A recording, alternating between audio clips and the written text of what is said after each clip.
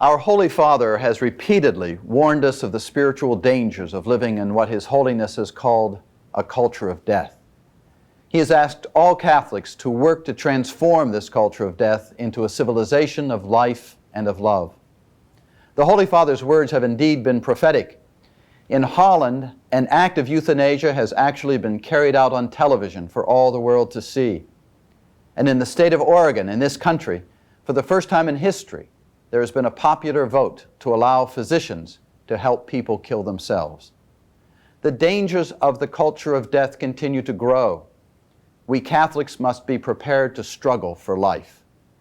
In this episode of the St. Charles Forum, we will explore the implications of living in a culture of death and consider what we should be doing in our struggle to bring about a civilization of life and of love.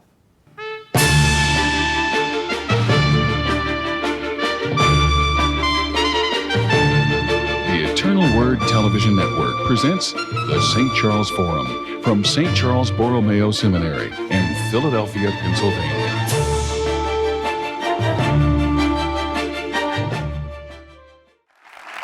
Hello and welcome to the St. Charles Forum as we investigate this evening a very, very serious subject, and that of physician-assisted suicide. And we're very privileged to have three very knowledgeable guests with us this evening. First is Dr. Richard Fenigsen, who is a physician who practiced for 20 years in Holland and was able to see firsthand some of the effects of the growing practice of euthanasia. Welcome with us, Dr. Fenigsen. We're also very happy to have Mr. Richard Doerflinger, who is the Associate Director of the Secretariat for Pro-Life Activities of the National Conference of Catholic Bishops, and who is also the editor of Life at Risk, a newsletter which tracks euthanasia trends throughout the world. And we're also privileged to have Mr. Thomas Marzen, General Counsel of the National Legal Center for the Medically Dependent and Disabled. So gentlemen, thank you very much for being with us. All of us, I think, were shocked when the state of Oregon passed a referendum in November of 1994 that provided for the practice of physician-assisted suicide. Can you tell us what the provisions of that referendum actually were? I mean, now that it's been passed, Mr. Marzen, what does this mean? What were the provisions of the statute? There are basically three provisions, both in the Oregon statute that passed and other statutes that are being proposed around the country right now. It provides for physician prescription of medication that provides for a humane and dignified death to be given to a competent adult who has a terminal disease or condition. The only one of those terms that's really defined in the various statutes proposed and in the Oregon statute is terminal disease.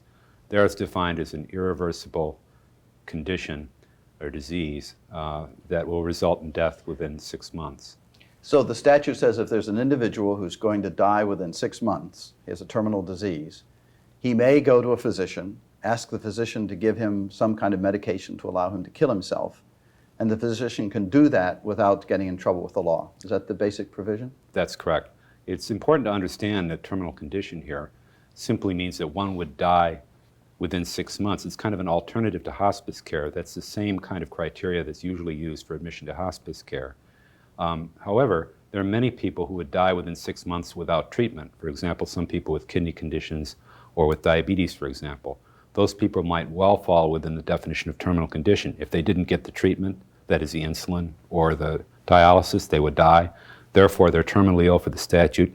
Therefore, they can have assistance in suicide. Do you think the people who framed that statute had that in mind? I mean, were they anticipating that people with diabetes might be able to request physician-assisted suicide? I think they tried to make the statute as broad as possible, and it was clearly phrased in terms as an alternative to hospice care. People can refuse dialysis or they can refuse insulin and be members of hospice care. So I think they had that some awareness. Now, Mr. Doerflinger, the statute also says that the individual has to be of sound mind. Is that right? Well, what it means is that the physician who wants to go ahead and help a patient commit suicide, if he has doubts if the physician thinks that the patient is not of sound mind, he has to order a consultation with a psychiatrist. So he has to do it if he wants to do it. In other words, if he doesn't want to order a consultation, then there's no reason why he has to.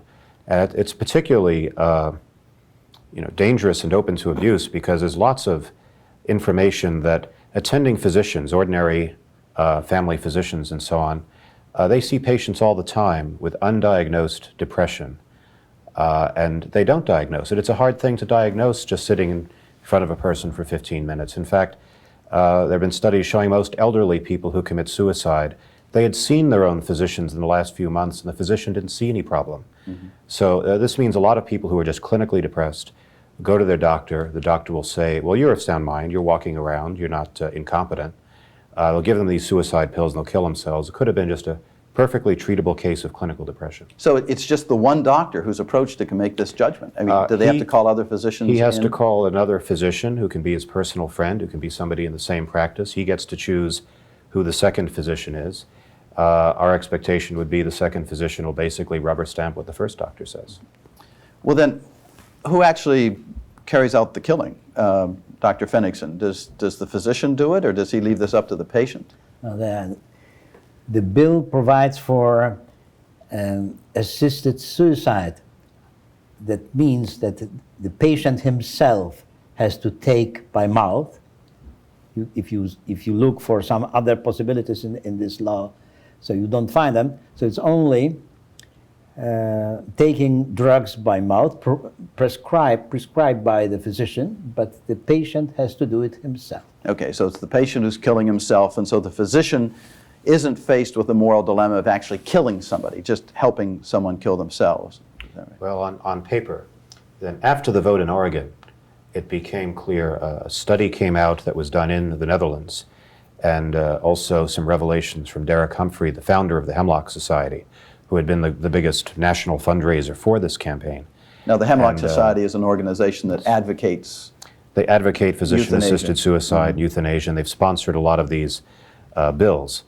And they revealed after the vote, we didn't tell you before, but in about 25% of the cases, these suicide pills don't really work. The patient is left in a lingering condition, and it's very undignified. And really, in practice, you're going to have the physician standing by with the lethal injection in order to administer what Mr. Humphrey called the coup de grace, to actually give lethal injection of curare but or some other that's drug. really not permitted in the statute, is it? It's not permitted on paper, but I believe they had every knowledge and expectation when they passed this under false pretenses that would be the next step, that they'd get people up to the idea of, oh, it'll be the patient himself, it's under the patient's control, just take those pills, and then later on they would say, we were just kidding, you need the lethal injection as well. So now we're talking about not just assisting a suicide, but that leads very naturally into actual homicide by physicians, murder of the patient.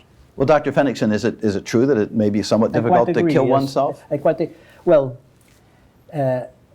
They passed in Oregon this law, and this law was proposed because this is seemingly most acceptable. Well, the patient is in full control. He will do it or not. And well, what are some of the things that could happen to somebody who takes pills to kill himself and it doesn't work? What happens to him? So this is the best the best kind of law to be accepted by the public. The most easily acceptance can be expected. But it's obviously only the first step because this method of killing yourself is unreliable. So everybody is aware of it. Mr. Humphrey, who is one of the founders of Hemlock Society, in his book, he advises not to limit yourself to swallowing the pills, but also to put a plastic bag on your head to suffocate yourself at the same time. Because... At the same time you take the pills, as a sort of backup measure. Because otherwise it is quite unreliable. And what then happens is an horror, is a terrible thing. Because then the doctor who prescribed the pills would be called again, only to find a patient who vomited the pills, Oh. aspired the stomach content into his airways, and struggled off the plastic bag. So if this he had this is not and necessarily a does not dignified, die. not a dignified now- way to die. And now this doctor is faced with a choice, either to kill the patient with an injection actively, or accept the failure of the attempt. It means let the patient regain consciousness within 1 day or two, with all the complications, the aspiration pneumonia, the horrid bullous skin lesions due to barbiturates, and so on, and so on, and so on. So there is a provision in this law that was passed in Oregon that actions in accordance with this law should not be open to public scrutiny. There's a provision. It's in a provision the law. in the Yes. law. So this will slow down, the spreading of the news. But Of how after horrible it can be. a few such horrible cases of botched attempts of suicide, of course the public will become aware. And then the next law has to be passed to expand the possibilities, to allow the physicians to administer the injections. And so then you have actual direct killing by physicians of Sure. terminally ill Sure, patients. I think all of the terms that are in these laws are inherently expandable. The Hemlock Society is already talking about, once we get this for the terminally ill, we need to talk about the quadriplegics, we need to talk about the physically disabled, we need to talk about elderly suicide simply because people are old, and the whole concept of voluntary euthanasia. The ACO, the American Civil Liberties Union, is already endorsing the idea that, well, if a patient's incompetent and never asked for death, surely because that's a fundamental right, somebody else has to be there to exercise that right for him or her. We need to have other people making the decision whether their condition warrants a lethal injection. And so you go from voluntary to non-voluntary euthanasia. All of these things are on, it's an old word, but the slippery slope is very real. In this case, it's really a precipice. Once you take that first step, everything else follows very logically. Mr. Marzen? The precedents that show that in other contexts are very clear. For example, in the cases in which people have attacked anti-assisted suicide statutes as unconstitutional, they typically cite two lines of cases. The first line of cases is withdrawal of treatment cases, in which people have said, this person is incompetent, he can't make his own decisions, please let me make that decision for that person, withdraw the tube, withdraw the respirator, or so on. So they cite those cases in support, and they also cite the abortion cases. And in those cases, you have minors who are unable to make their own treatment decisions, having their parents make decisions in some of those cases for them to have an abortion or not to have an abortion. So the cases are clear that if this is a right to have assisted suicide, then simply because you're incompetent, that is, unable to make your own decision, or if you're a minor, doesn't mean that that right can go unexercised. Somebody will exercise it for you, just as they do in withdrawal of treatment and abortion cases. So you have the situation where people are going to be killed even against their will, perhaps, right? Certainly, non-voluntary. certainly Well, without their will. right. Well, we're going to have to look at this further when we come back after this short break.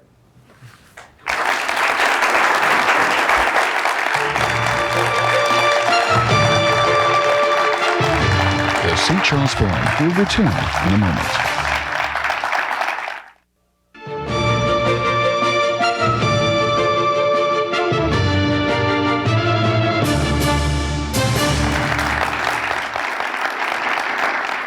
Hello and welcome back to the St. Charles Forum as we discuss the very serious subject of physician-assisted suicide. Mr. Marzen, Oregon passed this law. The people voted on it and passed it to allow physicians to help people kill themselves.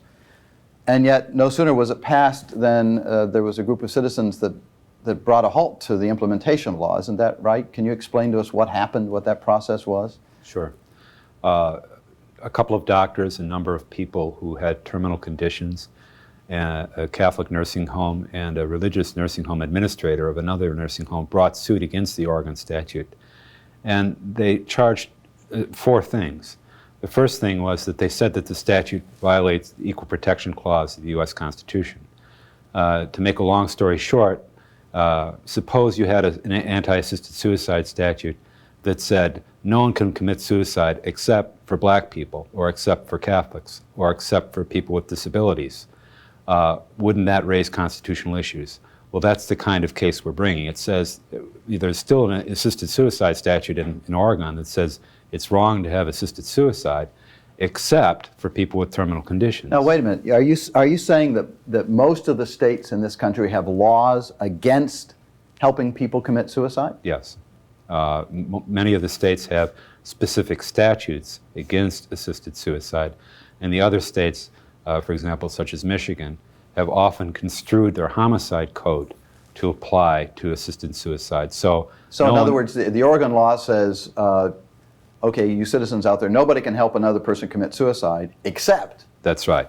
What the Oregon referendum was about was making an exception to the statute that's already on the books for people with terminal diseases and who ask for it and whose doctors give them this medication and so forth.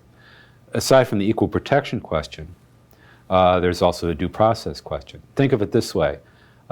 Somebody on death row under a death penalty has a right to counsel. He has a right to make to assurance that he's competent and he's not suffering from duress or undue influence or emotional or mental illness.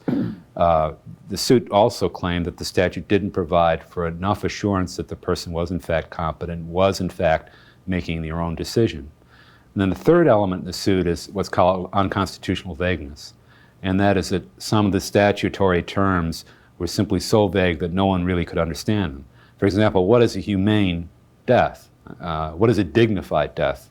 And those were terms in the law. Right, and they'd say, well, you have to have a humane and dignified death. Well, what does that mean? The New York State Commission, for example, said that, well, the Vikings thought a dignified death was a violent death. So is that a dignified death? And what Dr. Fenigsen explained earlier hardly sounded like a humane or dignified way to die. That's right. So how can you describe what that is, and what does the statute mean? So there are a lot of terms and definitions within the statute like that. And then there's a fourth aspect of the suit, and this is where the two nursing homes are involved, or the nursing home and a nursing home administrator. There's a provision in the statute that says that no employee of any healthcare provider can be disciplined in any way for having participated in an assisted suicide. Now, suppose you're a Catholic hospital and you employ resident physicians and nurses and pharmacists in that hospital, and you have a policy that says no assisted suicide in our hospital. Now, does the law allow for that? Does the law allow institutions to refuse? Yes, it does. To provide for physician-assisted suicides? It does, but the policy would be toothless. And the reason is because the hospital could not discipline a doctor who prescribed the medication, a pharmacist who gave it to the nurse, or the nurse who gave it to the person with the terminal condition, because the statute says you may not discipline any person for having been involved in this. So the conscience clause that was in the statute, which supposedly protected religious institutions, Catholic institutions, other ones that would have scruples against helping people kill themselves, you're saying that conscience clause is meaningless? Well, the institution can have a policy if it wants to, but it can't do anything about its employees being involved in it, even in their own facility.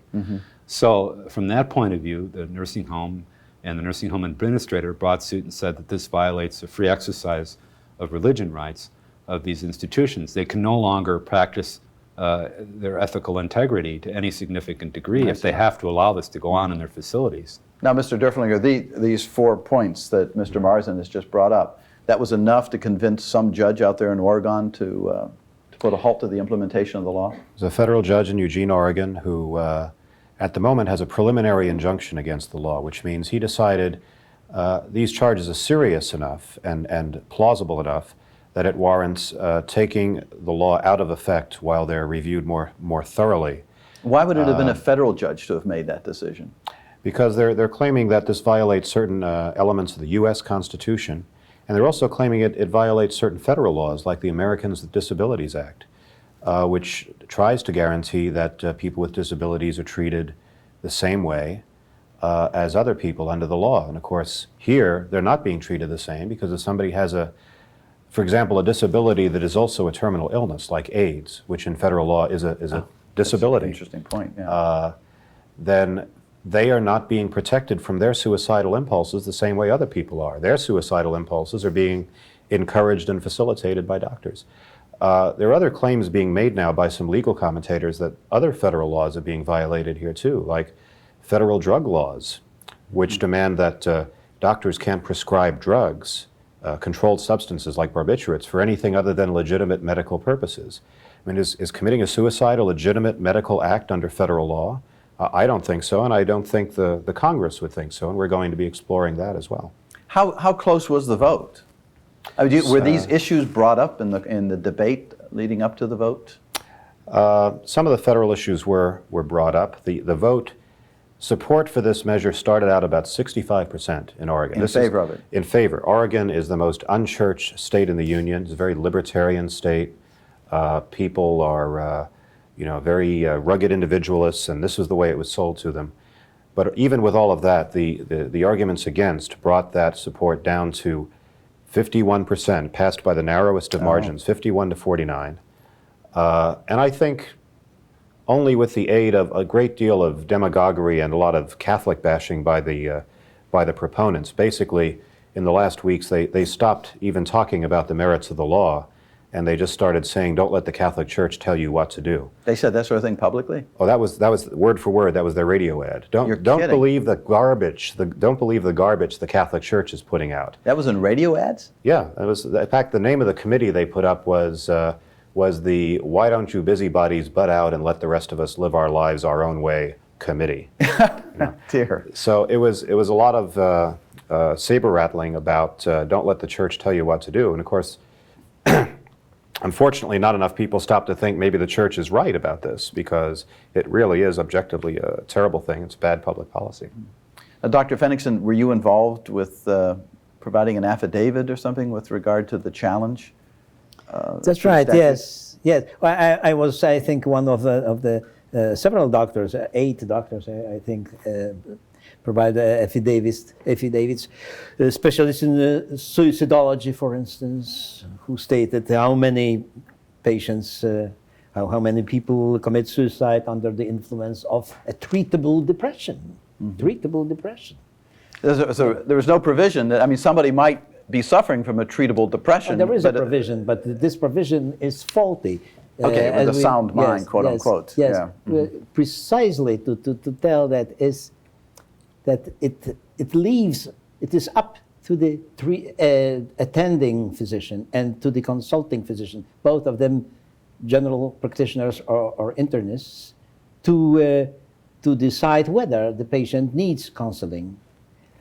Yeah, they may not be psychiatrists or trained in But the problem with emotional matters at depression, all. the so-called masked depression, which is the majority of cases, is that it is not easily recognizable. It is masked because the patient is only expressing some bodily complaints, and those doctors wouldn't even think about depression. That it wouldn't occur to them. That's what happens every day. Is this one of the major points you brought out in your affidavit? It is one of the points. Yes, What was- one what- of the points. But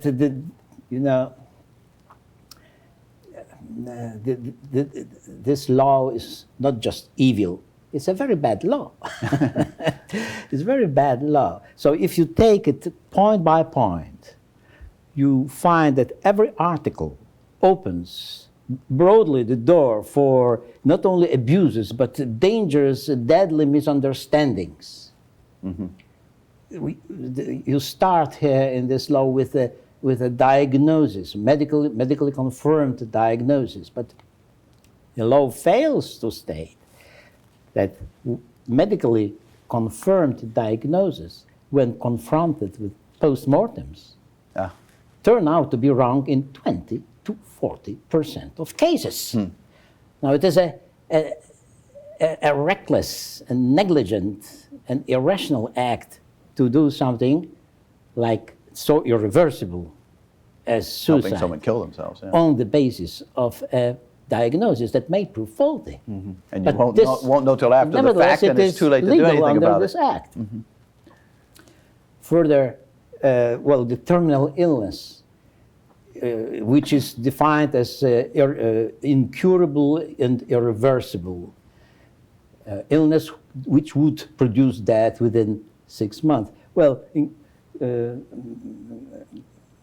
Thomas Marzen said just about that diabetics, for instance, would qualify, because this law fails to state that this illness would produce death regardless of treatment.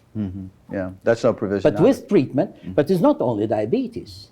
It's a lot of diseases, severe forms of high blood pressure, pernicious anemia. People with this condition would die within a few months unless they get this B12 vitamin. So if they get it, they have a normal lifespan. Addison disease, a number of conditions. Millions of fit and healthy Americans, practically healthy, which live with some medication, would qualify as terminally ill. Well, Mr. Marzen, your organization, which is the Legal Center for the Medically Dependent and Disabled, why did you get involved in this particular debate? Why is your organization involved in it? Well, we represent low-income people with disabilities, most of whom, or many of whom, require some form of medical treatment in order to continue to survive. And often during the course of their lives have encountered discrimination based on the fact that they have disabilities. A lot of the debate that you see right now on suicide is couched in terms of terminal condition. Why this person's dying anyway, so let him get killed is essentially what the argument is. But people who are truly dying anyway are not the problem, if you want to call it a problem. It's the people who have low quality of life and who continue to live. And almost all the right to die cases that have to do with the withdrawal of treatment or care from a person don't involve people who have terminal conditions. They involve people who have severe mental or physical disabilities, and people would want to withdraw treatment from them. And so these people are placed at risk. That's right. Yes. But we're going to have to look at this more closely when we come back after this next break.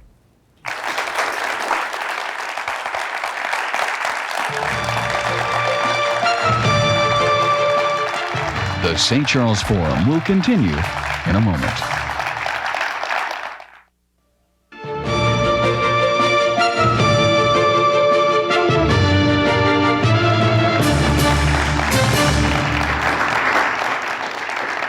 Well, welcome back to the St. Charles Forum as we discuss physician-assisted suicide. Dr. Fenigsen, you practiced medicine in Holland for some 20 years and had an opportunity to witness firsthand a growing acceptance of this practice in Holland. Just how widespread is it there? Well, we have now a very precise figures obtained by a nationwide survey ordered by the Dutch government in 1990. And this is the most reliable source on Dutch euthanasia. Very good indeed.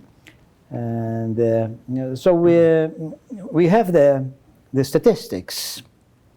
Turns out that actually more than 50% of cases of active euthanasia are cases of involuntary euthanasia. Okay, now I'm going to clarify a few terms here. We've been talking about physician-assisted suicide, which means the doctor is going to help the patient, quote unquote, kill himself. Euthanasia is the physician actually himself killing the patient, is that correct? Yes. And voluntary euthanasia would be the patient asking the doctor to kill him. And That's right. non-voluntary euthanasia would be the doctor killing him without him even requesting it, right? And that's And actually, without his consent or knowledge. yes, and that's actually happening in Holland. Yes.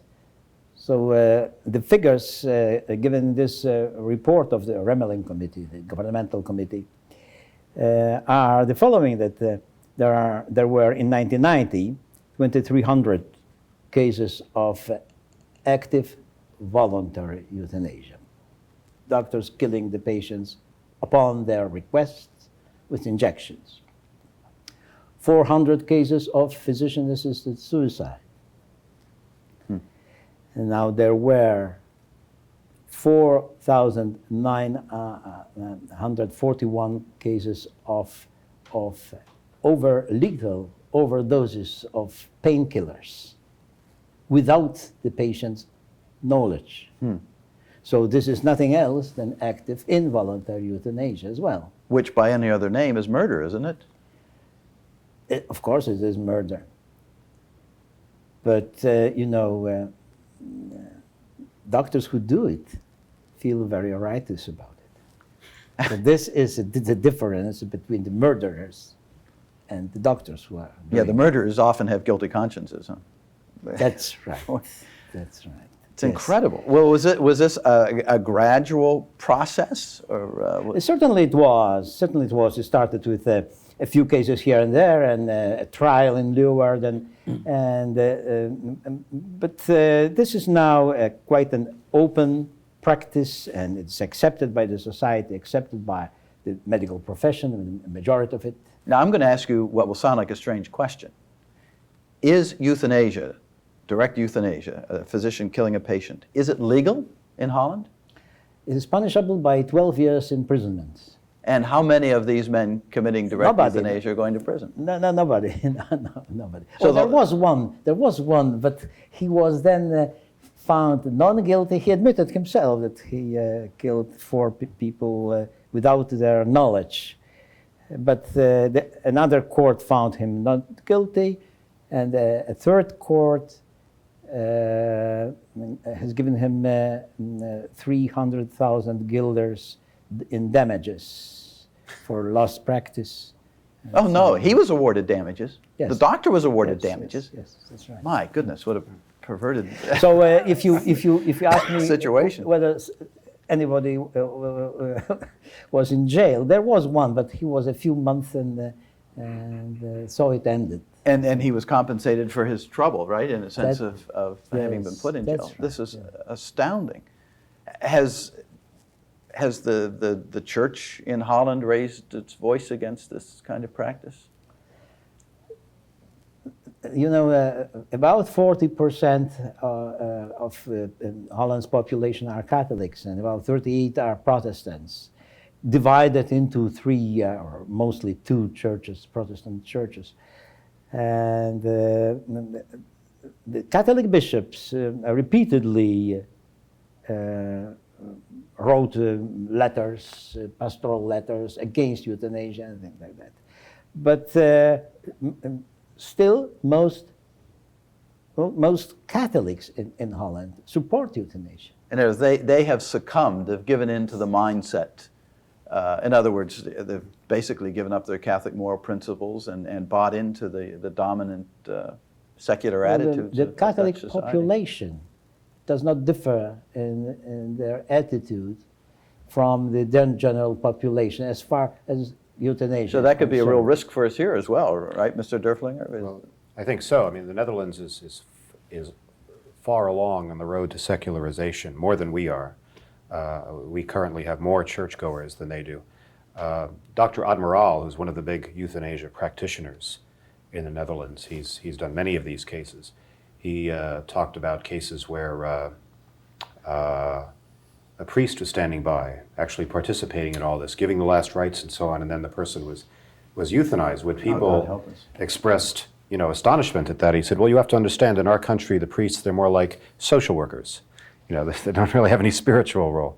There's one celebrated or notorious case in which one of these doctors euthanized a Catholic nun who was dying in a painful condition. She never asked for euthanasia, but he figured that was because her religious values wouldn't let her ask for it. So he supplied it for her. So even believing Catholics are not safe. There are people who walk around with these passports. Dr. Fenigsen has it. He has to be safe too. Saying basically, if I'm checked into a hospital, don't kill me. Oh, that's because people otherwise have to carry this. Yes. Well, no, some people do. Yeah, but I mean, as an assurance, as a What protection. assurance it is, Well, for whatever assurance it is. That's right. Maybe your religious beliefs are going to will prevent you from asking for what you really need, Yes. which is death, But according to their judgment. I find it a very pitiful document. What does it say? The protection of human life, for the protection of human life, people do not more trust the law. No. No. To reduce to this do not colored trust piece the of paper. doctors. They try to defend themselves. Incredible. Yes. What does it say on there in Dutch, on the front well, there? it says levenswensverklaring, a declaration of the desire to stay alive. Good heavens. Saints preserve us. Well, the Holy Father is really prophetic, isn't he? I mean, he really sees this as a growing worldwide threat. I mean, I know in Holland there's also been the killing of handicapped newborn children, hasn't there? Yes. Yeah. 300 of them are well, euthanized, mostly passively. Oh, in other words, they're not giving cared them for. fluid or not feeding them or not doing some surgery that is needed to keep them alive. But about 10 newborn babies are actively euthanized every year. Incredible. Yes. Well, are they also engaged in this dreadful practice of harvesting the organs then from these babies if they're needed for transplants or? This is not. This is never was raised in Holland. Mm-hmm. Somehow. Yeah, that's not. Seems to be a distinctively pragmatic American idea with our technical know-how. But that's been raised, hasn't it? Oh, Kevorkian. Yeah, Jack Kevorkian. Oh, Jack Kevorkian. Yes, our own Dr. Death. He says that the real thing that justifies euthanasia is the fact that if you give somebody euthanasia, you can then get enough organs to save 5 or 10 other people. Recycle these organs for people who can really, use them for good purposes and take them away from these people whose lives were worthless anyway. So what we're having here is a recycling of life. That's one reason why a doctor should do it in his mind, because if a person does it to themselves, why, they might mess up the organs, it couldn't be transplanted and so on. So it should be carefully done so that all the organs can be harvested under those circumstances. I think it's important to note that what happened in the Netherlands is very much what could happen in the United States.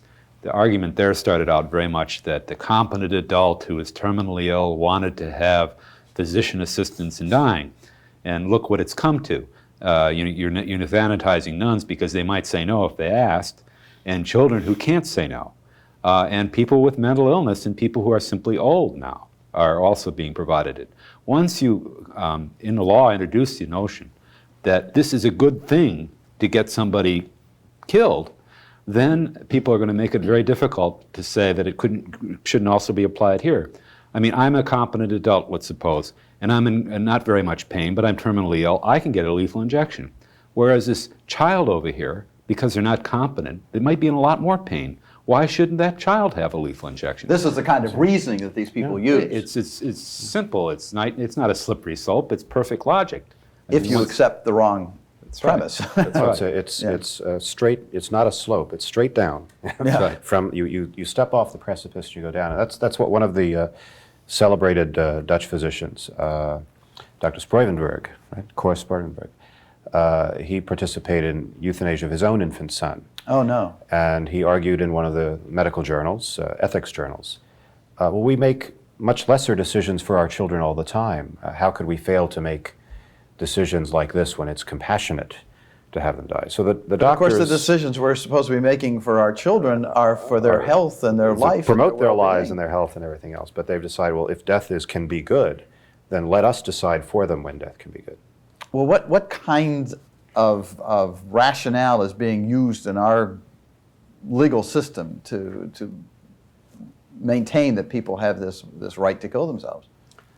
Well, right, or us to kill them too. The basic rationale in our legal system for it is that a person has a right to personal autonomy. The way the Supreme Court said it at one point is that you have a right to define your concept of your existence, of the meaning of your life, of the universe, and the mystery of life. We have the right to decide what the meaning of the universe is. Yes, I would have thought that the universe decides what you are, but that's what the court said. So it's kind of a religion of the sovereign self in which you decide what you are. And you have this wonderful personal autonomy, and this personal autonomy justifies even getting rid of yourself, which is, of course, the reason you have personal autonomy to begin with. But it's a very much isolated idea of the self in the law, and it's fairly strong in the law. That decision I cited you was a decision upholding a right to abortion, but it's there in other aspects of the law as well. That language you just used in terms of being That's able right. to decide what the meaning of the universe is was Right, in a the Supreme Casey Court decision. decision That's right. touching on abortion. That's right. And as soon as that language is there, a lot of lawyers leapt on that right away and say, hey, you know, if you can decide to have an abortion on this basis, because you can define the universe in your own mind, you also ought to be able to get yourself dead, kill yourself. It was perfectly logical. So that's when the cases started attacking anti-assisted suicide statutes. Almost immediately after that, everyone used that as a linchpin reason to attack the state statutes against assisted suicide. Fortunately, they haven't succeeded very much, except in couple of district court decisions, but on appeal they've all lost. But that makes sense in terms of the logic there. Mm-hmm. And so the Supreme Court, once again, may have opened the door to terrible consequences in terms of our body politic. Just with language that simple and that broad. That dangerously right. put, yes. Well, we'll have to come back after this break and discuss this further. We'll be right back.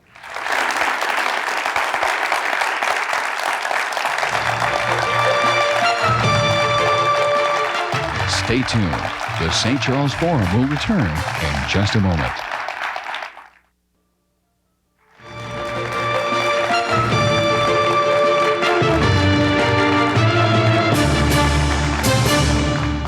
Welcome back to the St. Charles Forum as we discuss the issue of physician-assisted suicide. Mr. Doerflinger, with this growing trend toward the acceptance of physician-assisted suicide, do you see the elderly being put at any particular risk? I think very much so, and it's ironic because in all the opinion polls that we have, elderly people are very much more against this than the young. The young are supporting this, thinking they're doing their grandparents a favor, and in fact, they're sort of edging them toward the precipice. And I think it's all this myth of radical autonomy, of people making free choices for themselves, forgets that we make choices in social circumstances, and other people's expectations and what they do to us affect the choices we make. In Oregon, you have that very obvious because this allowance for assisted suicide is coming to play at just about the same time that the state has instituted a Medicaid rationing plan, in which they say to low-income people, we only have so much money, and we've made a priority list of which conditions it is cost-effective to treat. And if you fall below a certain line on the budget, then you're just not going to have any reimbursement. You're not going to be able to get treatment that affirms life for your terminal illness, your disability. So we do have this, and it's very cheap. And in fact, the state health commissioner... So these two developments have sort of gone hand in hand. I mean, this is what's called the free choice. Say, well, we don't have anything on this side for life. However, Medicaid in Oregon will now cover suicide pills.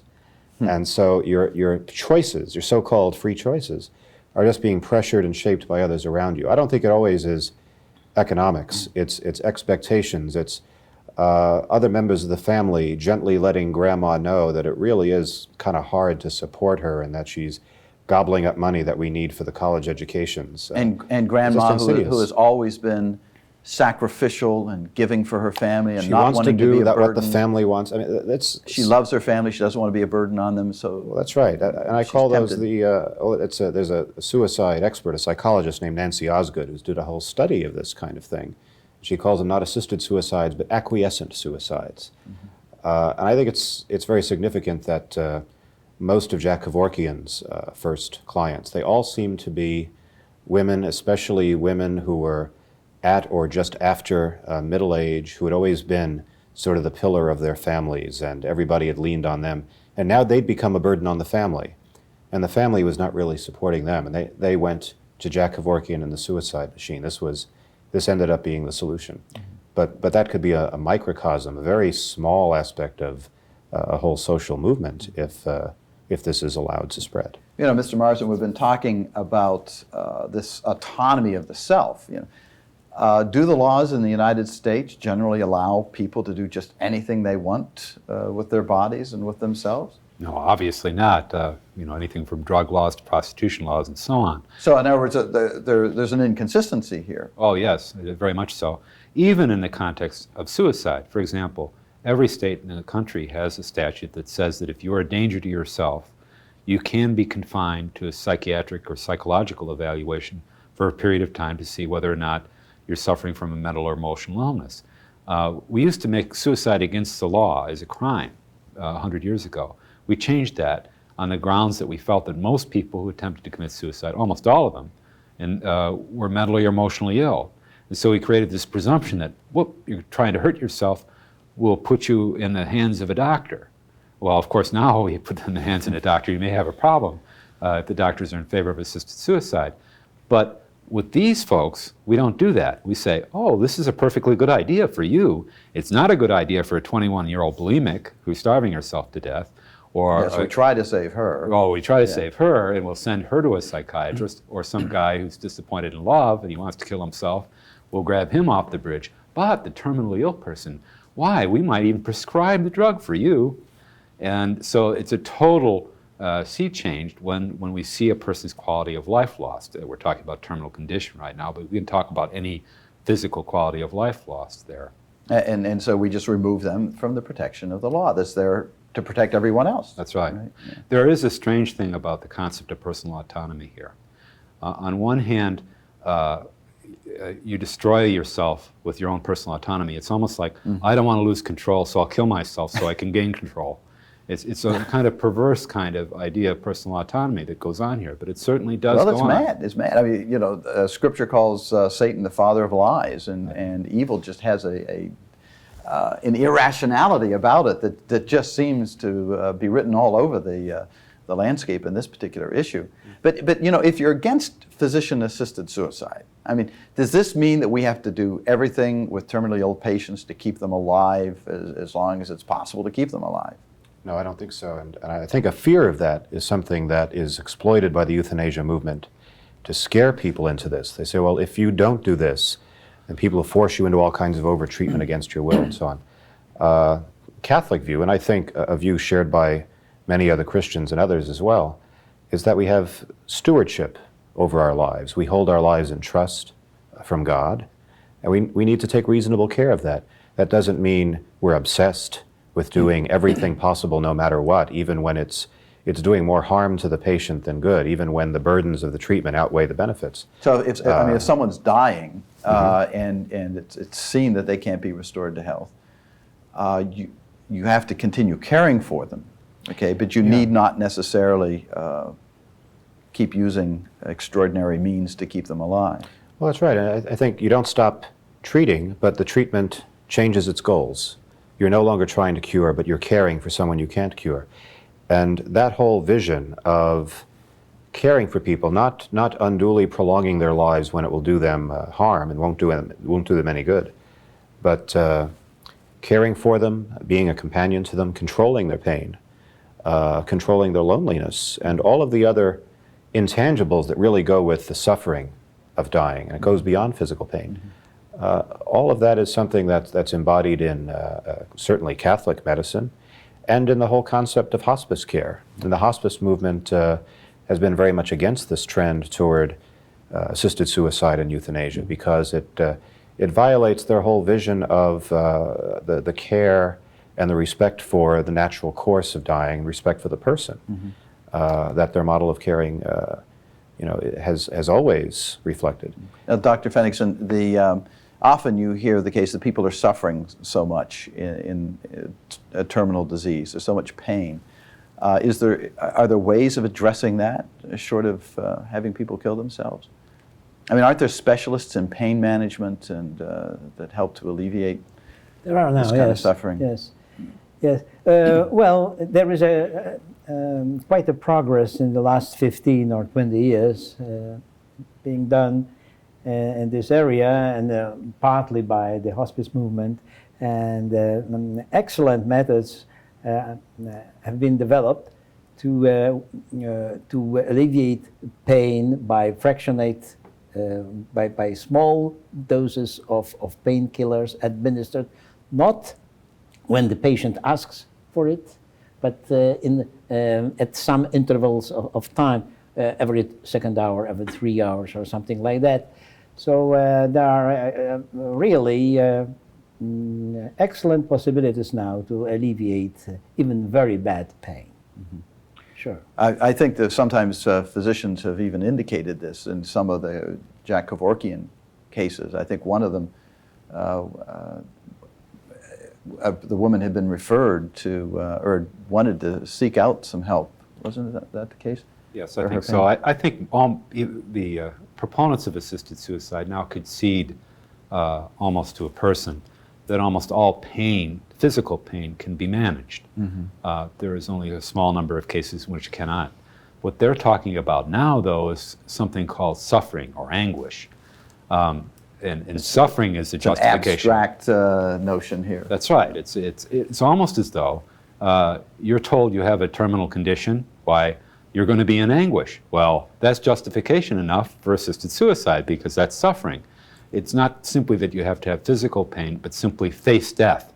And the act of facing death causes a kind of anguish or suffering, and that's sufficient reason to have assisted suicide, I think, in their minds. You can almost see a parallel there with the abortion situation, where initially abortion was to be allowed only to save the woman's life. Right. Then it was to save her health, and then it was to save her mental health. You know, if she was emotionally distressed with the pregnancy, the child could be aborted. You can almost see the same logic happening here. In fact, when in 1973, when the abortion laws were struck down by the Supreme Court, there were many voices that said this is where it's going to go. Yeah, we were predicting the Catholic Church was among those saying this logic is going to carry over to the end of life. It's going to be used on the elderly and the terminally ill and so on. People poo-pooed that at the time. They said, well, that's ridiculous, you know. And now the main court cases being used to justify a right to euthanasia are the abortion cases. The ironic thing, of course, is that in abortion they were saying, well, we can do this because the unborn child is not a person or is not a human life. And now they're saying, well, we're going to do the same thing to the elderly, but it's because we love them so much and because they are persons and they have a right to die. And we care so much about them. So death is the goal. I mean, death is our goal, and we're going to justify it one way or another. That's and right. When the Pope talks about the culture of death, that's what's become the solution to all of our problems. That's right. I think you can see in the case law in this whole area exactly that point. It started out saying, why? It's the rights, personal autonomy. I ought to be able to do this. And then when that didn't work, it was family autonomy. Why? The family ought to be able to make this decision. When then that didn't work, it's why the doctors don't want to treat, or they think this is the best thing for you. So the only thing that those three things have in common, personal autonomy, the family should make the decision, and the doctor knows best, is the fact that when you have a low quality of life, they'll find some reason to find death as a solution. Yeah. They'll find some rationale. I have to ask this question. Dr. Fenigsen, you helped in your own way to put a stop to the implementation of the Oregon law. You've seen the situation in Holland. Are you very optimistic that we're going to be able to turn the situation around and restore human dignity? In the long run, I am optimistic because euthanasia and all those things are so bad that they will collapse on its own. Once the truth of these things, as you were describing earlier, how horrible it is for people to try to kill themselves. But at the short term, I am very anxious. Yes, well, I think we all are. This has been a distressing show in many respects, and we all have to be motivated to struggle for life. And I'd like Mr. Doerflinger to let some of our viewers know about how they can keep themselves informed about euthanasia trends. Yes, at the National Conference of Catholic Bishops, we have a newsletter called Life at Risk, which is free. We ask for an annual donation. We don't insist on it.